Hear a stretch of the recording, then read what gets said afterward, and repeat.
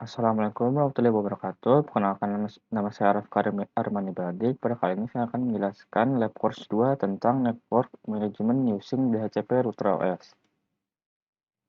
Materi yang akan dibahas ada DHCP Router OS, DHCP Server, DHCP Client, IP Scoop, DHCP List, DHCP Security, dan DHCP Relay. DHCP. DHCP adalah singkatan dari Dynamic Host Configuration Protocol. Secara sederhana, ini adalah protokol yang bertugas untuk memberikan alamat IP atau IP address secara otomatis kepada perangkat yang terhubung dalam sebuah jaringan komputer. Tanpa DHCP, Anda harus memasukkan alamat IP secara manual satu persatu pada setiap komputer, laptop, atau HP agar bisa saling terhubung. Terdapat beberapa fungsi dari DHCP Router OS, yaitu mengelola IP secara otomatis. DHCP bertugas membagikan alamat IP kepada setiap perangkat yang terhubung ke jaringan tanpa perlu campur tangan admin. Kedua, ada mencegah konflik IP protokol. Ini memastikan tidak ada dua perangkat yang menggunakan alamat IP yang sama, sehingga koneksi internet tidak terganggu. Kemudian ada efisiensi penggunaan IP. Jika sebuah perangkat sudah tidak bisa terhubung ke jaringan, DHCP akan mengambil kembali alamat IP tersebut untuk diberikan kepada perangkat lain yang baru masuk. Kemudian terakhir ada memudahkan pengaturan jaringan selain alamat IP. DHCP juga memberikan informasi lain seperti subnet mask, default gateway, dan DNS server secara otomatis. Kemudian ada DHCP server. DHCP server adalah perangkat atau layanan pada jaringan yang bertugas untuk mengelola dan membagikan alamat IP secara otomatis kepada perangkat lain yang terhubung. Bayangkan DHCP server sebagai seorang petugas parkir yang memberikan nomor slot parkir kepada setiap mobil yang datang, sehingga pengemudi tidak perlu mencari tempat kosong sendiri atau berebutan slot yang sama. Cara kerja DHCP server atau proses DORA. Ketika Anda menyalakan Wi-Fi di HP atau mencolok kabelan di laptop, terjadi percakapan cepat di antara perangkat Anda dan DHCP server. Yang pertama ada discovery. Perangkat Anda berteriak di jaringan, "Halo, apakah ada DHCP server di sini?" Terus over. Server menjawab, "Ada, saya punya alamat IP 192.168.1.10 yang kosong. Mau pakai?" Kemudian ada request. Perangkat Anda membalas, boleh, saya pesan alamat itu ya." Yang keempat, acknowledgement. Server menutup dengan, "Oke, alamat itu resmi milikmu. Sekarang, silakan pakai." Kemudian saya akan praktekkan bagaimana cara mengkonfigurasi DHCP server. Pertama, kita pergi ke Winbox terlebih dahulu. Kita akan tambahkan IP dulu di Ether 2-nya. Kita klik new, terus address-nya bebas 192.168.1.4. Refresh-nya di Ether 2, terus apply, oke. Kemudian kita pergi ke IP, lalu ke DHCP server. Kemudian di sebelah kanan sini ada DHCP setup, kita pencet. Kita ganti ininya ke Ether 2, terus kita tinggal next aja ini.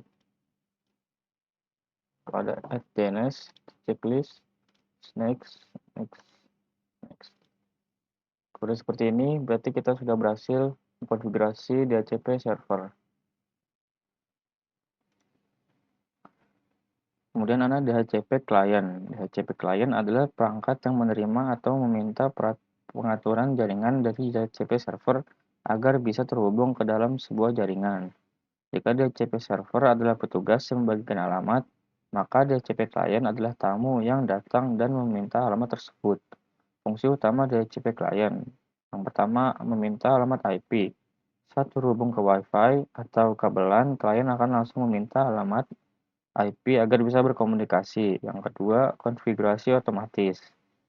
Klien menerima informasi teknis lain seperti subnet mask untuk menentukan luas jaringan, default gateway, pintu keluar ke internet, dan DNS agar bisa membuka web website melalui nama bukan angka. Lalu yang ketiga ada pembaruan sewa. Klien bertanggung jawab untuk meminta perpanjangan waktu penggunaan IP selama masa sewanya habis. Jika tidak diperpanjang, perangkat akan kehilangan koneksi. Lalu yang keempat ada melepaskan IP. Jika perangkat dimatikan secara normal atau diputuskan koneksinya, klien bisa mengirim pesan bahwa IP tersebut sudah tidak bisa dipakai dan boleh diberikan ke perangkat lain. Lalu ada IP scope. Dalam pengelolaan jaringan, IP scope adalah rentang atau daftar alamat IP yang tersedia untuk dibagikan oleh DHCP server kepada perangkat-perangkat DHCP klien. Jika DHCP server adalah petugas parkir, maka IP scope adalah jumlah kotak parkir yang tersedia. Misalnya dari kotak nomor 1 sampai 100. Mengapa IP scope penting? Yang pertama, membatasi jumlah penggunaan. Admin bisa mengatur agar hanya ada 50 perangkat yang bisa terhubung dengan cara membatasi skop yang berisi 50 IP. Kedua, ada organisasi jaringan. Dengan skop, admin bisa memisahkan IP. Misalnya, skop untuk lantai 1 berbeda dengan skop untuk lantai 2. Yang ketiga, ada efisiensi alamat. Pastikan alamat IP digunakan secara bergantian. Jika ada tamu yang pulang, IP-nya masuk kembali ke dalam kantong scoop untuk digunakan tamu berikutnya. Kemudian saya akan mempraktekkan bagaimana cara mengkonfigurasi IP scope. Nah, kita pergi ke Winbox, kita pergi ke IP, lalu pool.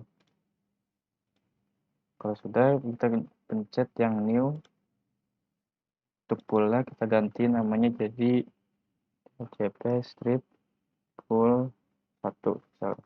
Untuk addressnya kita masukin address yang udah kita bikin tadi di editor 2. Berikan 192.168.8.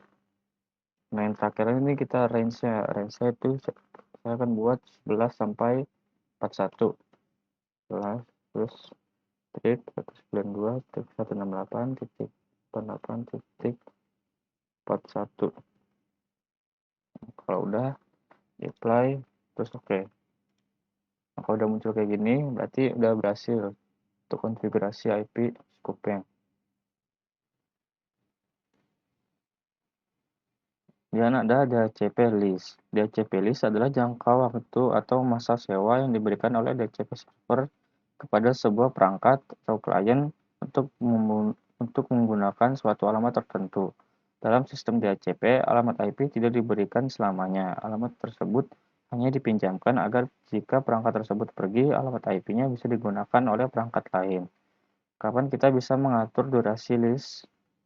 Durasi sewa bisa diatur oleh admin jaringan tergantung situasi. List pendek, misal 1-2 jam, cocok untuk WiFi publik atau kafe di mana banyak orang hanya singgah sebentar. Lalu ada list panjang, misal 7-30 hari, cocok untuk jaringan kantor atau rumah yang di mana perangkat yang terhubung cenderung tetap dan jarang berganti. Kemudian saya akan mempraktikkan bagaimana cara mengkonfigurasi DHCP list. Pertama kita buka Winbox. Kita pergi ke menu IP, lalu masih sama kayak tadi di awal. Kita pergi ke DHCP server, lalu list. Sudah, kita klik new. Untuk addressnya kita masukin address si tujuan VPC-nya.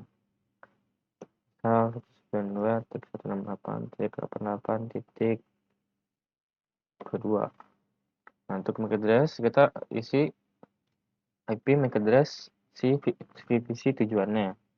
Misalnya 00.c.2990A 77.231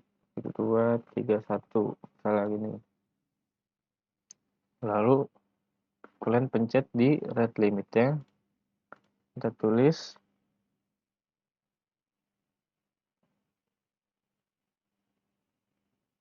512k/24 tem. 512 12K/2M 12K/2M, lalu klik apply. Oke, nah kalau udah segini kayak gini berarti dia sudah berhasil. Kemudian ada DHCP Security. DHCP Security bertujuan untuk melindungi jaringan dari ancaman seperti rogue DHCP dan DHCP starvation. Pada kesempatan kali ini kita akan mengkonfigurasi beberapa DHCP Security, yaitu add ARP for leases, memastikan setiap perangkat hanya bisa terkoneksi dengan alokasi IP dari DHCP server. Kemudian ada address pool static only, membatasi koneksi hanya untuk perangkat yang sudah terdaftar di daftar sewa statis. Kemudian terakhir ada DHCP alert, digunakan untuk mendeteksi keberadaan DHCP server lain yang tidak sah dalam satu jaringan. Kemudian saya akan mempraktikkan bagaimana cara mengkonfigurasi DHCP security. Ada 3 metode. Pertama, kita akan lakukan metode add ARP for leases. Pertama, kita buka Winbox, lalu pergi ke menu IP, lalu DHCP server. Lalu klik menu DHCP, klik 2 kali yang tadi kita udah bikin di Ether 2 DHCP-nya. Lalu scroll ke bawah, checklist yang add ARP for leases. Apply, oke. Terus kita akan pergi ke menu interface, klik 2 kali di Ether 2-nya. Terus di yang ARP-nya kita ubah ke reply only. Nah, kita udah berhasil dengan metode yang pertama, yang add ARP for leases. Kita akan coba metode yang kedua, yaitu address pool static only. Caranya kita pergi ke IP, lalu DHCP server, klik 2 kali yang Ether 2 DHCP-nya, lalu di address pool kita pilih yang static only, lalu apply, terus oke. Kita udah berhasil buat address pool static only. Lalu yang ketiga itu ada DHCP alert. Caranya masih sama, ke IP, lalu DHCP server, lalu klik menu yang alert. Terus kita klik new. Untuk interface kita pilih yang Ether 2. Nah, untuk valid server ini kita masukin MAC address si VPC tujuan yang tadi yang kita udah masukin. Addressnya 00.00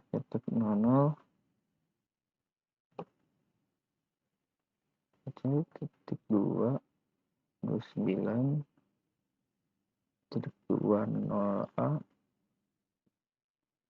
277.231. Nah, kalau udah kita pergi ke yang on alertnya, kita ketikkan comment /IP masih DHCP subserver set autoritatif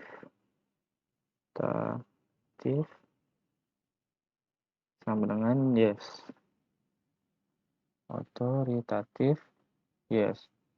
Kita klik apply, terus oke. Kita udah berhasil pakai cara yang ketiga, DHCP alert. Lalu yang terakhir ada DHCP relay. Adalah sebuah fitur atau perangkat router